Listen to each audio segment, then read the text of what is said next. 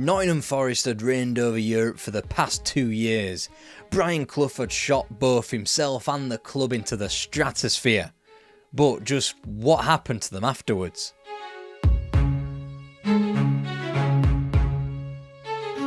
Nottingham Forest were literally on top of the footballing world, and no, that's not hyperbole. They were the reigning and defending two-time champions of Europe after wins over Malmo and Hamburg, and the club sprung for 3-year contracts for manager Brian Clough and his assistant Peter Taylor. Everything was going perfectly. But you only needed to scratch under the surface just a little bit to see that that was not the case. First off, Archie Gemmill had done one, and he was replaced by the little-known Grasshopper Zurich player Raimondo Ponte. Secondly, Trevor Francis was so injured that he could not be sold. That didn't stop Clough spunking 1.3 million on Coventry City's Ian Wallace, France's would-be replacement. After such a high of winning a second European Cup, there wasn't a shortage of players wishing to follow Archie Gemmill in leaving. Gary Birtles requested his transfer that summer, and Stan Bowles was quick to follow him onto that list. Factor in a money-spinning but gruelling 10-game pre-season that took in a tour of the Americas to Canada, USA, Colombia and Ecuador before a brief pit stop closer to home in Ireland and a European jaunt to Netherlands and Switzerland, all before the campaign kicked off in anger at White Hart Lane. Crooks is away! Oh, that's beautiful! Oh, Hardly the serene plonk back down to earth, especially when Clough was faced with a potential player walkout over bonuses. The return to form, however, was swift as a more traditional, more Teflon version of Brian Clough stepped out into the 1980-81 campaign. 6 unbeaten in the league, the manager even had time to talk somebody down from a bridge in September. Suddenly everything was rosy again, profits of over 300 grand were being talked up and the City ground was being renovated. The one thing that the renovation demanded though was a lengthy and lucrative cup run in Europe. Enter CSKA Sofia, the archetypal crack Eastern European team of their day. Nottingham Forest had gone to Bulgaria for the first leg and lost 1-0. In the days of the European Cup, this was seen as a victory. now Jevisov, and this looks useful. Get him on. Oh dear! From Forest point of view, a total disaster. That was until the Bulgarians performed the same smash and grab at the City ground in the second leg. The results deteriorated into a depression, as Gary Birtles finally made his long overdue move to Old Trafford to a team that had inflicted Forest's third successive defeat. If that wasn't the pin in the old balloon that was the 80-81 campaign, then the publication of With Clough by Taylor from the manager's assistant was. Clough felt betrayed, Taylor felt jealous, two insecure men on the slippery slope to the end of their professional and personal relationship. Instantly, Clough began to see the bad Taylor judgments, not the man who unearthed countless European champions, but instead the man who passed on Kevin Keegan, and he'd soon pass on Chester City's Ian Rush as well. Second tier Watford dumped Forest out of the League Cup at the end of October, crystallising Taylor's belief that they were lucky to be doing well in the league, whilst Clough promised they'd improve even further. After beating Southampton, confirming 4 wins from 5 in the league, they just as easily floundered to 5 without victory. Gates in for Brazil, and Brazil's got a score here. And Walker against Shilton. It is Ipswich 2-1. This accelerated boom and bust cycle whirled around once again, John Robertson handing in a transfer request, joining a litany of European champions to do so. Fresh hope would arrive on the Nottingham Forest doorstep in advance of the UEFA Super Cup against Cup winners Valencia. Trevor Francis was back. He was in no fit shape, however, to steer the club to glory again, as Valencia eked out the win courtesy of away goals. In the final season of 2 points for a win, Forest were comparatively languishing back in 8th place, 7 behind the eventual champions Aston Villa. Whilst they maintained that position throughout Christmas and in the return of the FA Cup, a trip to Tokyo to meet South American champions Nacional of Uruguay ended in disaster. That was the trigger for Brian Clough to pull the pin on a transfer grenade that saw 3 more European champions depart. Ian Bowyer to Sunderland, Martin O'Neill to Norwich City and Larry Lloyd to Wigan. Worse was to follow as Peter Shilton outlined his intentions to leave the club the following summer. Then the replacements came, Bayern's Jan-Einar Ass, who played 21 league fixtures for the club before breaking his leg. And yet there remained one shred of hope, and it was called the FA Cup. Dangerous one from Mariner here, and here's Buren. And of course that hope was spaffed up against the wall pretty quickly. They'd managed one win in a month thereafter, which ceiled Forest to a position outside of the European places. It was a disaster, but it wasn't anything money couldn't solve. First, Mark Proctor came in from Borough for 425 grand before Justin Fashanu was the third player Clough splurged $1 million on. And although it would become clear that Fashanu and Clough mixed about as well as oil and water, there was fresh optimism ahead.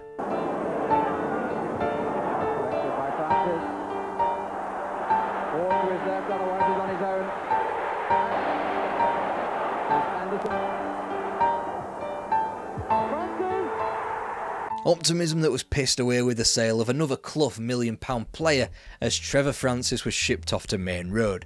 That plus the 400k banked for Frank Gray, the only reason why the club continued to post a profit. This the first indicator that Nottingham Forest were embarking on a downward slope not only stylistically but financially as well. It took until October for Fashanu to find the net in a draw against Middlesbrough, and he still wouldn't equal Trevor Francis' league scoring return until November the 25th in a home defeat to Arsenal, the same Francis who was sold in September. The problem? Not enough signings of course.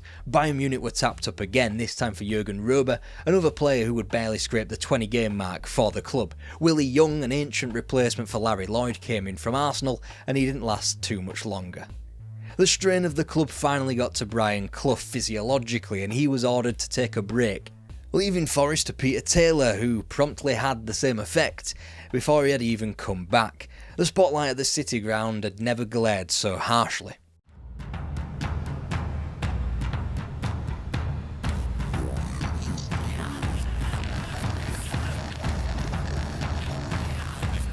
Around this time, Ian Bowyer returned to the club, tacit admission that the great rebuild had been haphazard and too quick at the absolute best. Clough returned after a 2-1 win over Birmingham City to find his club in 6th position in the league and only on the suburbs of a title challenge. Upon his re-emergence in the dugout, Forest promptly bounced out of the League Cup to Spurs before losing a Nottingham derby to County in the first such top-flight game since 1925. After a February loss to West Brom, Clough blew up, transfer listing their two expensive attacking talents, Justin Fashanu and Ian Wallace, as well as a cornerstone of the European Cup wins, John McGovern. This was a club well into £1 million overdraft, yet Clough refused to part with his precious Mercedes-Benz rental car that was burning a £580 hole a month into the club finances.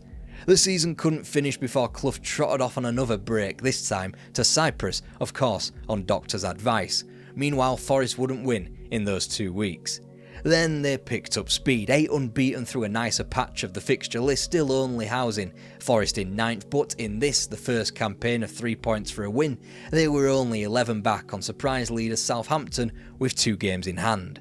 And we might be here discussing Forest's qualification for Europe, or maybe even a second championship, if not for the absolute disaster that was known as April '82. 1 win from 6 bled into a cataclysmically bad start to May, losing to both Liverpool and Man United before the even more cataclysmic news that emanated from Peter Taylor. In his words, he'd shot it, so he was retiring. Or so he said.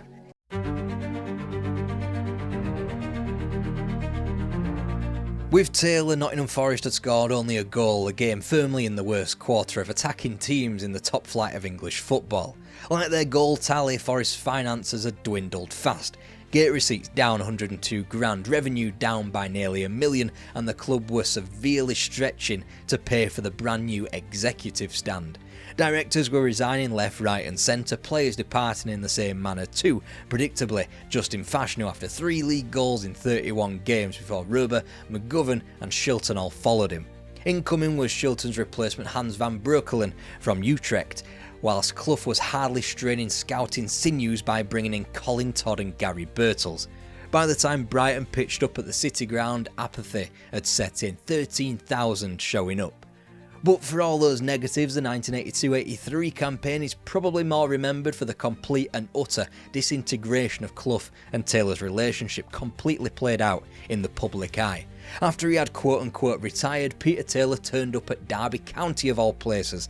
Maybe if you're being cynical, perhaps this further betrayal focused Clough in October and November. Robinson there for the kick in. Header from Young.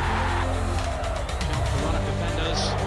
Cross into on going away, and then comes Wallace. A lovely touch on to Myrtles is through here. If you discount the obvious outlier in Graham Taylor's Watford, Nottingham Forest could even be construed as the team most likely to stop Liverpool from retaining the league. Then the cup draws had a knack of derailing that fleeting optimism. Clough would be reunited with Taylor in the FA Cup.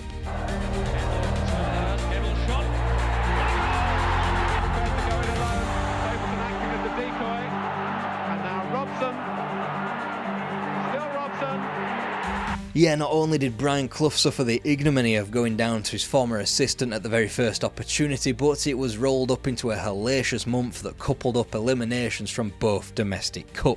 If anything, it was the shockingly bad performance at Old Trafford that changed Forest's season. Alongside John Robertson's lengthy cartilage injury, Forest was shunted into a horrendous start to 1983.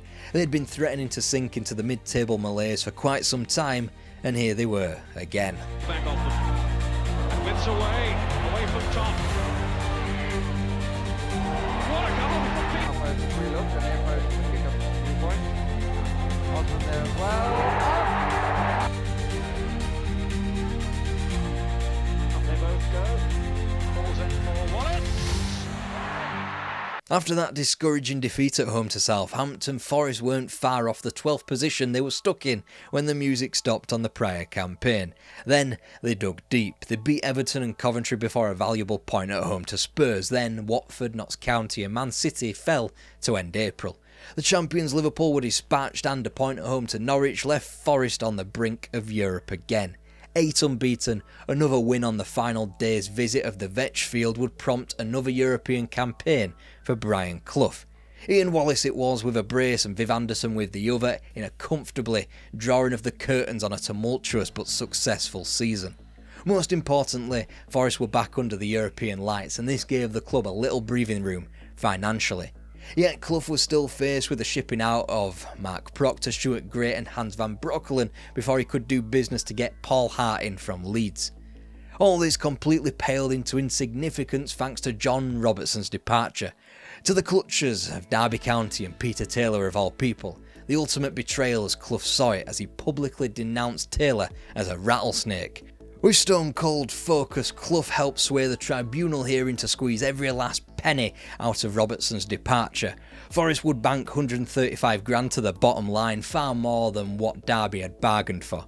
With one hand, Clough could declare victory. With another, Forest felt downtrodden thanks to a new controversial rule which abolished the sharing of gate receipts between clubs. Up until now, away teams used to take in 20% of the gate, handy for a traditionally smaller side like Forest when it came to attempting to tackle names like Liverpool, Man United and Arsenal. That safety net, gone. Nottingham Forest's rampant success was now to become a thing of the past as the smaller clubs got increasingly more marginalised. Not that Forest needed help in their own downfall. A League Cup loss to Wimbledon exposed Forest's soft underbelly, weak against direct football and with league form aggressively mid-table, something which had become the norm. The UEFA Cup took on incredible importance as early as November. Formazione costringono l'Eindhoven a tentare un... The young winger. Setting it up for Hodge. Sturm Graz were pencilled in with the return of Europe in March. They definitely needed the UEFA Cup now, since Southampton had put them out of the third round of the FA Cup. League form had improved, but this was Liverpool's 1984 team they were up against, and they were rampantly heading towards the title. Entrambi nella parte finale, qui addirittura siamo tempi supplementari, gol decisivi per il superamento. For all the first leg dominance, it was a slog only sealed after extra time in the second leg, which claimed the names of both Gary Birtles and Franz Tyson. The unlikely hero this time, the young Steve Hodge. Next, the semi-final visitors to the City Ground, a whole different kettle of fish, welcoming Anderlecht, the holders of the UEFA Cup and a team who had begun their European ascent at a similar time to Forest, winning 2 Cup Winners' Cups in the late 70s. Steve Hodge the hero once again, this time on the score sheet, striking twice late on in the day to take a sizable lead to Brussels. But a fortnight later came another semi-final that Clough felt was dubious, to say the very least, only this time he would come to be justified in his anger that he had been cheated. From long range. Area.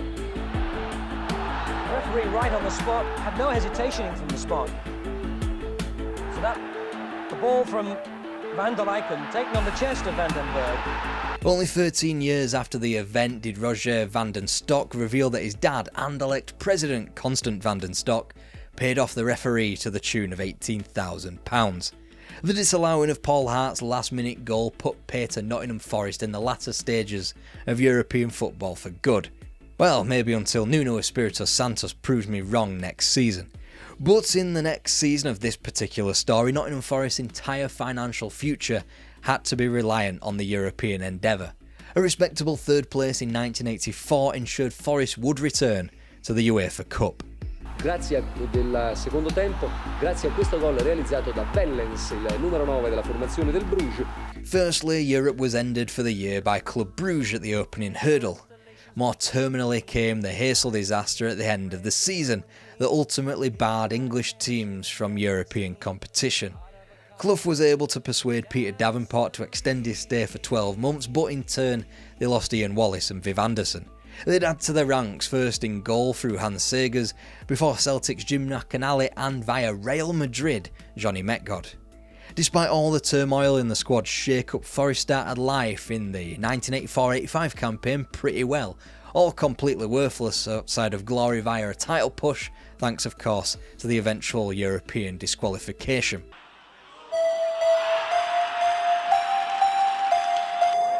There's Christie. Bowie up.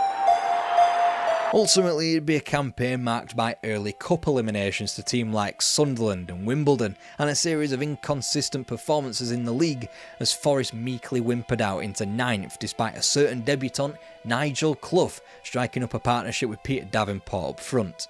A continuous profit gave Clough the belief to go into the market as Neil Webb came in from Portsmouth and Stuart Pearce followed from Coventry.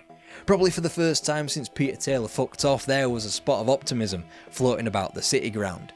So when Forest won one of their first 6 matches to begin the 85-86 season, the campaign was all but binned off there and then. The League Cup was sworn off with QPR on a plastic pitch, the FA Cup a non-starter away to Blackburn Rovers in a 3rd round replay. And whilst league form did improve, it was only from a consistent bad to an inconsistent malaise that ended with an unbeaten 12. All it spoke to was a mid-table club in decline. Brian Clough would note that it was only the form of Des Walker at centre-half that saved the entire season.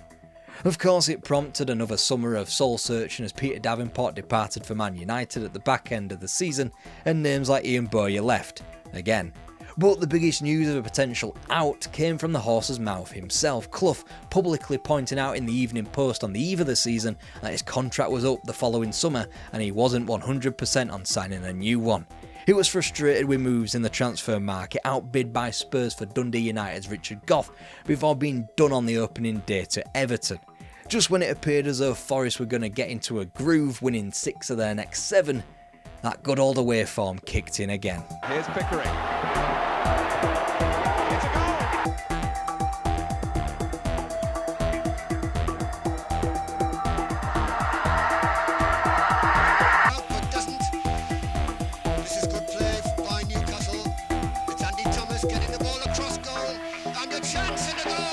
Clough was quick to label his players an absolute disgrace long before a 50 feet in the FA Cup 3rd round in 6 years, this time to Crystal Palace.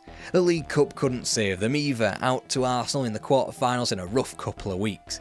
The summer of 87 therefore was one of damage limitations. Out went Chris Fairclough, Johnny Metgod, Gary Mills, Gary Birtles again, and even assistant manager Alan Hill, who took up a youth administration job at Notts County. Clough found himself rejected again in the market, this time by Oxford United's Ray Horton. Nonetheless, the season started competitively as Forest began to rely on teenage debutants such as Steve Chettle. Come the autumn, those shoddy scorelines of 3-3 and 4-3 were swapped for 5-1 on the spin without conceding. But naturally by New Year, like clockwork itself, Forest's half-hearted title appeal lost the run of itself again, as they began 88 with defeats against Newcastle and Everton before lapsing to draws against Watford and Charlton. This was a club and a manager being ceilinged by the rigidity of modern football. The one hint, the one glimmer of light laid in a competition that Clough still had yet to win as a football manager, the FA Cup. Chettle and Glover combined to set up Wilson's goal after 23 minutes.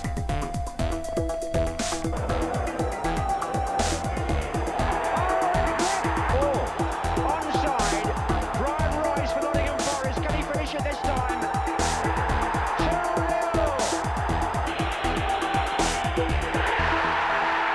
And with that, another season had passed Clough by. There was more than a whiff of the man moving into the international game. First with a concrete flirtation of the Welsh job, and then come the summer of 1988, the recommendation of the England manager himself, Bobby Robson, for the FA to succeed him with Clough. It would all get better in the coming seasons, not that it looked that possible in 88. But why did Nottingham Forest fall off the proverbial cliff edge? For one, Peter Taylor's powers of recruitment waned at the same time they needed him the most, right at the point where the club needed refreshing in an intelligent manner, and also right at the stage in time where his relationship with Clough had soured. The pressure therefore was transplanted all onto Clough now, and so began a vicious cycle in his personal life within the clutches of alcohol which impaired his judgment, and only his reputation was keeping both he and the club afloat. Both Forest and Clough were virtually unrecognisable from those heady days at the start of the decade. They'd won nothing since then and not really come close, in truth. To relive the days where they actually did win things, either stick around until tomorrow or watch this, our video from the archives on Clough's European Cup winners.